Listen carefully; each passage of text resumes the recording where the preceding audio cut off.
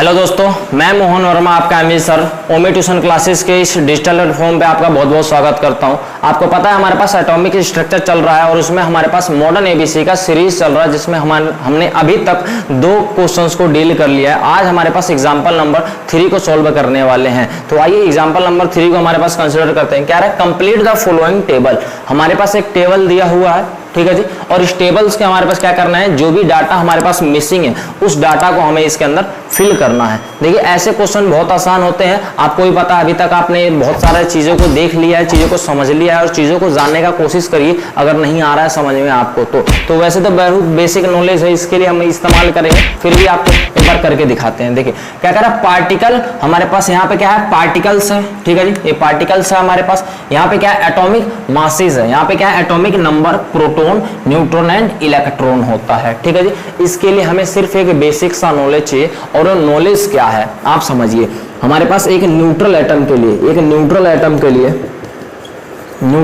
के लिए हमारे पास जीप ऑलवेज बराबर होता है, ठीक है जी। क्या बराबर होता है, जीप, जहां पे जेड क्या है, नंबर, और हमारे पास क्या एटॉमिक नंबर, ई क्या है, नंबर ऑफ इलेक्ट्रॉन, और पी क्या है हमारे पास, नंबर ऑफ प्रोटॉन। ये ऑलवेज हमारे पास बराबर होता है नंबर ऑफ इसके लिए। और फिर हमारे पास चार्ज स्पीसीज, अगर हमारे पास यही रहेगा फिर चार्ज स्पीसीज, जिसको आप लोग क्या जानते हो, आयंस जानते हो, आप लोग इसको आयंस कहते हो, आइदर पॉजिटिव और आइदर नेगेटिव हो सकता है। तो इसके अंदर हमारे पास आयंस भी 2 टाइप के होते हैं। लेट अस सपोज हमारे पास क्या है, पॉजिटिव हो गया और हमारे पास ये क्या हो गया, नेगेटिव हो गया। इसको एन दिखाते हैं, यानी कुछ भी हो सकता है नंबर।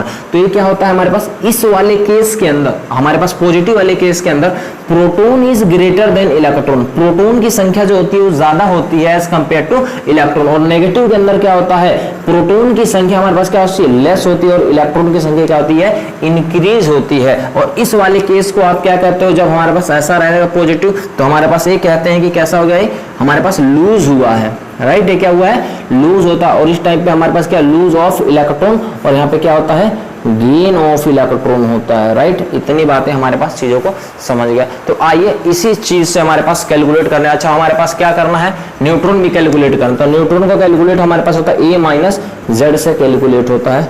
तो आइए अब हम स्टार्ट करते हैं इसको फिलअप करना। समझे, क्या हमारे पास ऑक्सीजन पर कोई चार्ज है क्या, नहीं, तो हमारे पास ये वाला केस रहेगा। न्यूट्रल एटम के लिए क्या क्या बराबर होता है, ZeP बराबर होता है। तो क्या हमारे पास इसका क्या मतलब होता है, एटॉमिक मास मतलब A, एटॉमिक नंबर मतलब Z, प्रोटॉन्स का मतलब P पॉजिटिव, न्यूट्रॉन्स का मतलब N, और इलेक्ट्रॉन का मतलब E नेगेटिव।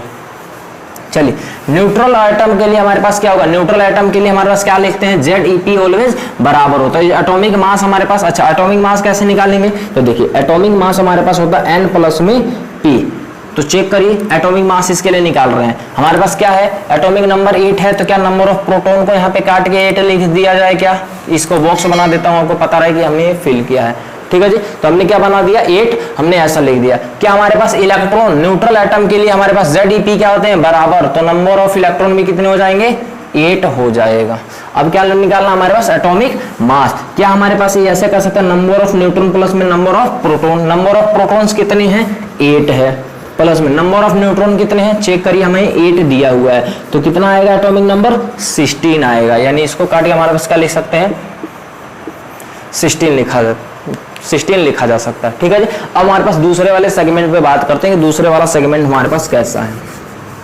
दूसरे वाले सेगमेंट में हमारे पास एटॉमिक मास दिया हुआ है और हमारे पास नंबर ऑफ इलेक्ट्रॉन दिया और हमारे पास Z पूछा जा रहा है और नंबर ऑफ प्रोटॉन पूछा जा रहा है, नंबर ऑफ न्यूट्रॉन पूछा जा रहा है। तो चलिए, हमारे पास डाटा क्या है, हमें ये पता है कि नंबर ऑफ न्यूट्रॉन कैसे निकल जाएगा, जब तक हमारे पास Z नहीं होगा तब तक हमारे पास नहीं निकल पाएगा। तो नंबर ऑफ इलेक्ट्रॉन हमारे पास दिया हुआ है।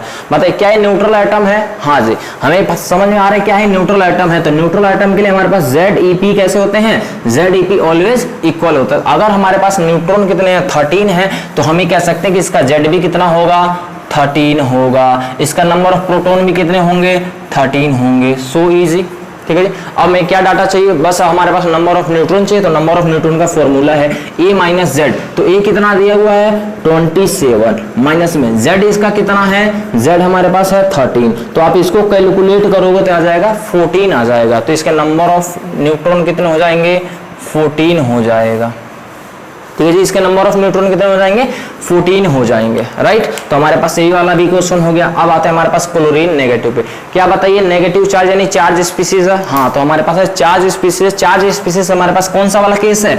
नेगेटिव वाला केस। यानी क्या हुआ है, यहाँ पर इलेक्ट्रॉन ग्रेटर है प्रोटॉन से, इलेक्ट्रॉन ज्यादा है प्रोटॉन से, और क्या हुआ, गेन ऑफ इलेक्ट्रॉन हुआ है। तो गेन ऑफ इलेक्ट्रॉन को हमारे पास डील करिए।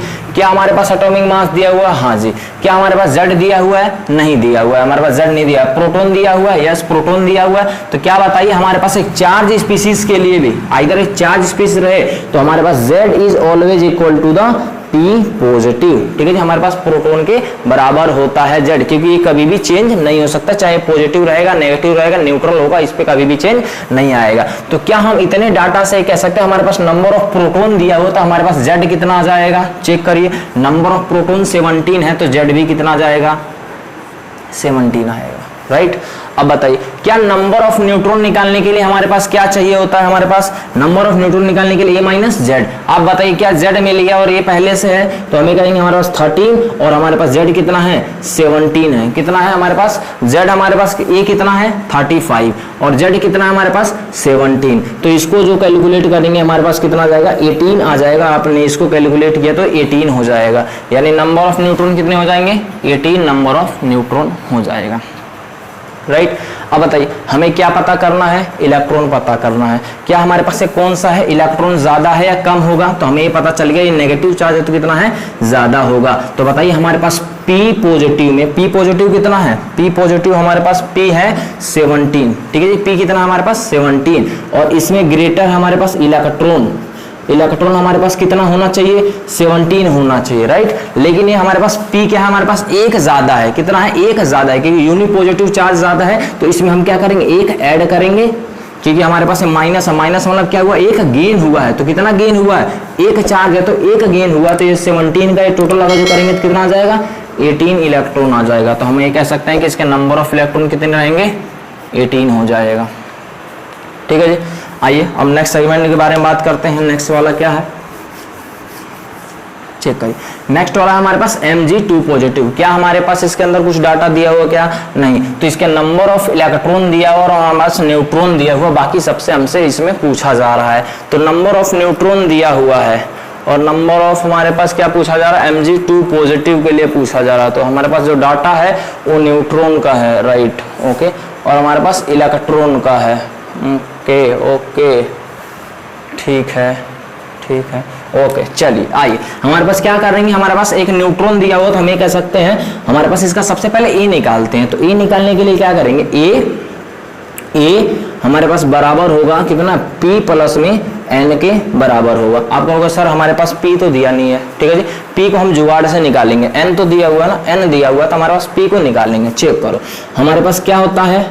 A बराबर में N कितना है? 10N है, यानी हमारे पास 10 है। P निकालना है ना, तो बताइए P निकालने के लिए हमारे पास क्या करेंगे? A कितना? इलेक्ट्रॉन कितने हैं? 10। आप यहाँ समझो, इलेक्ट्रॉन कितने हैं इस जगह पे, आपको बताओ इलेक्ट्रॉन कितने हैं हमारे पास? नंबर ऑफ हमारे पास इलेक्ट्रॉन बराबर है हमारे पास 10 है, ठीक है जी। सॉरी, यहाँ पे नंबर ऑफ न्यूट्रॉन कितने हैं हमारे पास? 12 है, 12 प्लस नंबर ऑफ इलेक्ट्रॉन कितने हैं? 10 हो जाएगा, राइट। अब बताइए इसमें कितने पॉजिटिव चार्ज हैं? 2 पॉजिटिव चार्ज है। कितने पॉजिटिव चार्ज है? 2 पॉजिटिव चार्ज। आप समझिए प्रोटॉन ज्यादा होगा, यहाँ पे क्या होगा? प्रोटॉन ज्यादा होगा इलेक्ट्रॉन से, क्योंकि हमारे पास क्या है? ये लूज किया है तभी तो ये पॉजिटिव वाला आया है।